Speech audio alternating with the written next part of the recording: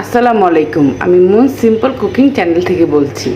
আজ আমি আপনাদেরকে তৈরি করে দেখাবো অত্যন্ত সহজভাবে তৈরি গাজরের হালুয়া, যেটা আমরা বাসায় উপকরণ দিয়েই, যে উপকরণগুলো আমাদের বাসায় থাকে সেই উপকরণ দিয়েগুলি আমি কিভাবে তৈরি করি সেটাই আমি আপনাদের সাথে আজকে শেয়ার করব।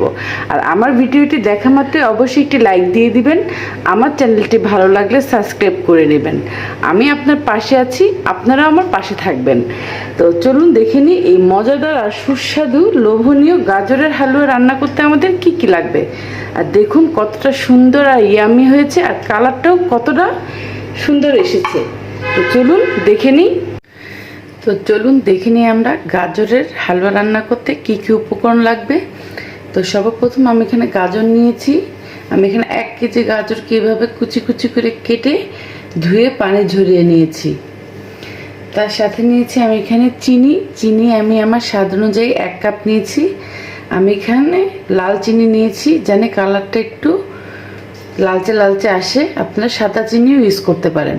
তার সাথে নিয়েছি এখানে আমি ড্রাই ফ্রুটস। এখানে আমি কাঠবাদাম, কাজু বাদাম, পেস্তা বাদাম আর কিশমিশ নিয়েছি এরকম ছোট ছোট করে কেটে। তার সাথে আমি দিব ঘি, লাগবে স্বাদ অনুযায়ী লবণ, এলাচ, দুধ আমি 1 কাপ দুধ নিয়েছি, আর সাথে নিয়েছি 1/2 কাপ কন্ডেন্স মিল্ক। আপনারা এই কন্ডেন্স মিল্কটা ইউজ করতেও পারেন, নাও করতে পারেন। আমার কাছে গাজরের হালুয়া এটা ভালো লাগে, তাই আমি এটা ইউজ করলাম। তো চলুন রান্না শুরু করা। প্রথমত আমরা চুলে একটি প্যান বসালাম। এর মধ্যে আমরা এই গাজরগুলিকে দিয়ে দিব।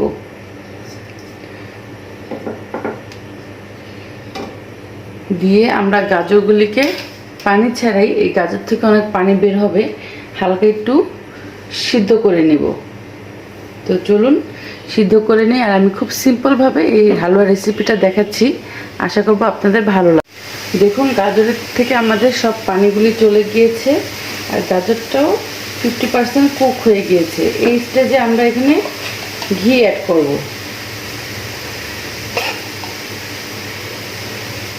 আমি এখানে 3-4 চামচ ঘি অ্যাড করলাম।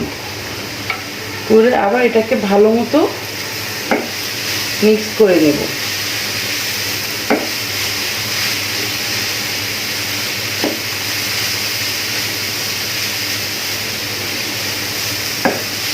মিক্স করে এখানে আমি এটাকে একটু আবার হতে দিব। এখন আমরা গাজরটা সিদ্ধ হওয়ার জন্য এই দুধটা এখানে অ্যাড করে দেব।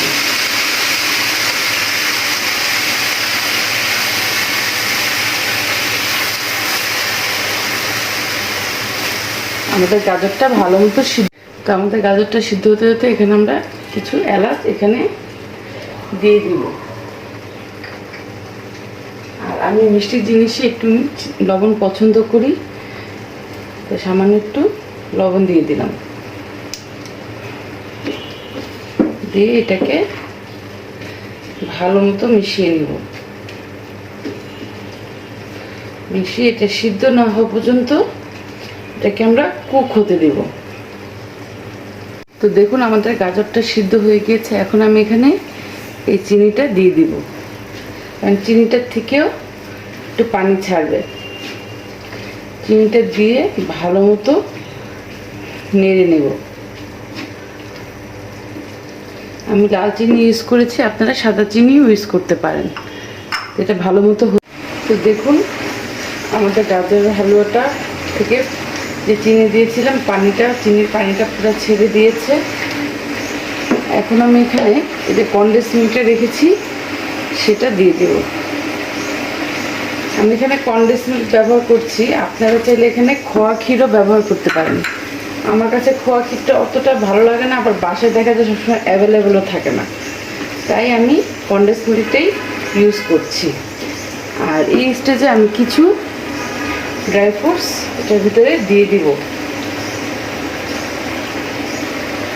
এখন আমি এটাকে একদম এই দুধ চিনি সব শুকিয়ে যাওয়া পর্যন্ত একদম ড্রাই করে এই হালুয়াটাকে রান্না করে নেব।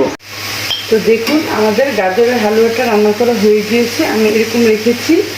এখন আমি আপনাদেরকে এটা পরিবেশন করে দেখাচ্ছি।